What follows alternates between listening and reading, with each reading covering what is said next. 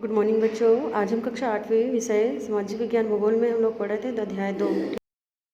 मृदा और भूमि हो चुके थे, जल भी हो चुका था। आगे हम पढ़ेंगे क्या था यहाँ पे जल उपलब्धता की जो समस्याएं हैं उनके बारे में। ठीक है, तो देखते हैं जल उपलब्धता की समस्याएं क्या है। तो विश्व के कई प्रदेशों में जल की कमी है ना। विश्व के क्या है, कई प्रदेशों में जल की कमी है। अधिकांश अफ्रीका, पश्चिमी एशिया, दक्षिणी एशिया, पश्चिमी संयुक्त राज्य अमेरिका के भाग, उत्तर पश्चिमी मैक्सिको, दक्षिण अमेरिका के भाग और संपूर्ण ऑस्ट्रेलिया अलवणीय जल की आपूर्ति की कमी का सामना कर रहे हैं। ये देश ऐसे जलवायु प्रदेशों में स्थित हैं जहां अक्सर क्या है, सूखा पड़ता है ना। उनमें जलाभाव की अधिक समस्या बनी रहती है, जल की अभाव रहती है। इस प्रकार जल का अभाव मौसमी अथवा वार्षिक वर्षण में विविधता के परिणाम स्वरूप हो सकता है, अथवा अति उपयोग और जल स्रोतों के संदूषण के कारण भी जल का अभाव हो सकता है ना। यहाँ पे देख रहे हो यमुना नदी वाहित मल, औद्योगिक बहिस्त्राव एवं कचरे के कारण क्या हो रही है, प्रदूषित हो रही है ना। हम लोग नदियों में क्या करते हैं, कचरे को डाल देते हैं, इससे नदियाँ क्या होती हैं, प्रदूषित हो जाती हैं। फिर देखो जल संसाधनों का संरक्षण कैसे, मतलब जल को बचाया कैसे जा सकता है। तो आज के विश्व में शुद्ध तथा पर्याप्त जल स्रोतों तक पहुंचना एक बड़ी समस्या बन गई है। इस क्षीण होते संसाधन के संरक्षण के लिए कदम उठाने चाहिए। यद्यपि जल एक नवीकरणीय संसाधन है, तथापि इसका अतिप्रयोग और प्रदूषण इसे उपयोग के लिए क्या कर सकता है, अनुपयुक्त बना देते हैं। अशोधित या आंशिक रूप से शोधित वहित मल, कृषि रसायनों का विसर्जन और जल निकायों में औद्योगिक बहिस्त्राव जल के प्रमुख क्या हैं, संदूषक हैं। इनमें क्या है, इनमें शामिल नाइट्रेट धातुएं और पीड़कनाशी जल को प्रदूषित कर देते हैं। इनमें से अधिकांश रसायन अजैव निम्नीकरण होने के कारण जल द्वारा मानव शरीर में पहुंच जाते हैं और इन प्रदूषकों को जल निकायों में छोड़ने से पूर्व बहिस्त्रावों को उपयुक्त विधि से शोधित करके जल प्रदूषण नियंत्रित किया जा सकता है। वन और वन्य वनस्पति आवरण धरातली प्रवाह को मंद करते हैं और भूमिगत जल को पुनः पूरित करते हैं। जल संग्रहण पृष्ठीय प्रभाव को बचाने की दूसरी विधि है। जल रिसाव को कम करने के लिए खेतों को क्या किया जाए, सिंचित करने वाली नहरों को, ठीक है ना। ये देख रहे हो आप लोग, स्प्रिंकलर है ये, ठीक है, स्प्रिंग है ना, क्या कर रहे हैं, खेतों में पानी है ना, खेतों में पानी डाल रहे हैं स्प्रिंकलर से, है ना, स्प्रे करते हैं ना हम लोग, वैसे ही क्या करें, खेतों में पानी डाला जाता है। और सिंचित करने वाली नहरों को ठीक से पक्का करना चाहिए और रिसाव और वाष्पीकरण से होने वाली जल क्षति को रोकने के लिए क्षेत्र के स्प्रिंकलरों से सिंचाई करना अधिक प्रभावी विधि है। वाष्पीकरण के अधिक दर वाले शुष्क प्रदेशों में सिंचाई के ड्रिप अथवा टपकन विधि बहुत उपयोगी होती है। सिंचाई की इन विधियों को अपनाकर बहुमूल्य जल संसाधन को संरक्षित किया जा सकता है। ठीक है, अब देखेंगे प्राकृतिक वनस्पति और वन्य जीवन।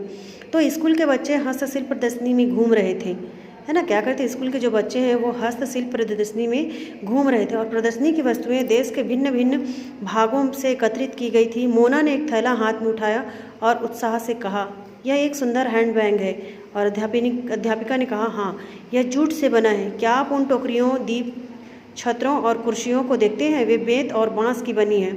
भारत के पूर्वी और उत्तर पूर्वी आर्द्र प्रदेशों में बांस प्रचुर मात्रा में पैदा किया जाता है। और जेसी इस रेशमी स्कार्फ देखकर उत्साहित थी।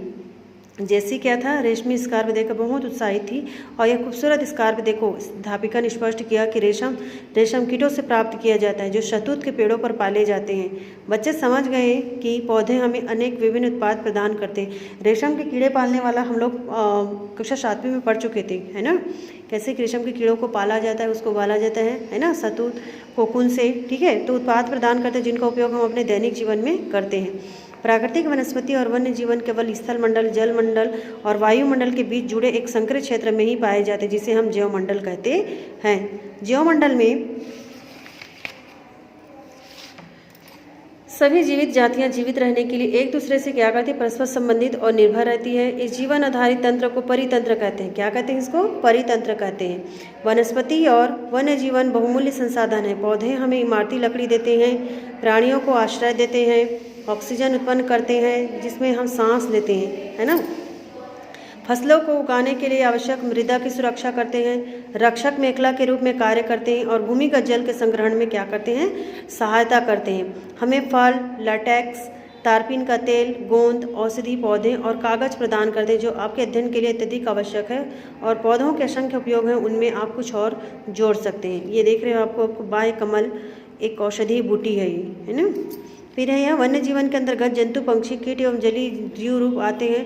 उनसे हमें दूध, मांस, खाल और ऊन प्राप्त होती है। कीट जैसी मधुमक्खी हमें शहद देती है और फूलों के परागण में मदद करती है और परितंत्र में अपघटक के रूप में एक महत्वपूर्ण भूमिका निभाती है। चिड़िया अपने भोजन के लिए कीटों पर निर्भर है और अपघटकों के रूप में कार्य करती है। गिद्ध मृत जीव जंतुओं को खाने के कारण एक अपमार्जक है और पर्यावरण के एक महत्वपूर्ण शोधक समझा जाता है। इसलिए प्राणी चाहे बड़े हो अथवा छोटे, सभी परितंत्र के संतुलन को बनाए रखने के लिए क्या है, अनिवार्य है। ये किलकिला है ना, किंगफिशर। घास स्थल एवं वन, देख रहे हैं प्राकृतिक वनस्पति कहाँ पर विवरण किया गया। तो वनस्पति की वृद्धि मुख्य रूप से तापमान और आर्द्रता पर निर्भर करती है। विश्व की वनस्पति के मुख्य प्रकारों को 4 वर्गों में रखा जा सकता है, जैसे वन, घास स्थल, गुल्म और टुंड्रा। भारी वर्षा वाले क्षेत्रों में विशाल वृक्ष उग सकते हैं। इस प्रकार वन प्रचुर जल आपूर्ति वाले क्षेत्रों में ही पाए जाते हैं। जैसे जैसे आर्द्रता कम होती है,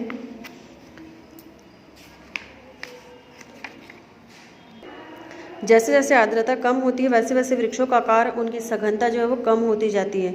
सामान्य वर्षा वाले क्षेत्रों में छोटे आकार वाले वृक्ष और घास उगती है, जिससे विश्व के घास स्थलों का निर्माण होता है। कम वर्षा वाले शुष्क प्रदेशों में कंटीली झाड़ियाँ एवं गुल्म उगते हैं। इस प्रकार के क्षेत्रों में पौधों की जड़ें जो है गहरी होती हैं। वाष्पोत्सर्जन से होने वाली आर्द्रता की हानि को घटाने के लिए इन पेड़ों की पत्तियां कांटेदार और मोमी सतह वाली होती है। शीत ध्रुवीय प्रदेशों की टुंड्रा वनस्पति में मांस और लाइकेन क्या है, जो सम्मिलित है। ठीक है, यहाँ से हम लोग कल पढ़ेंगे। ठीक है।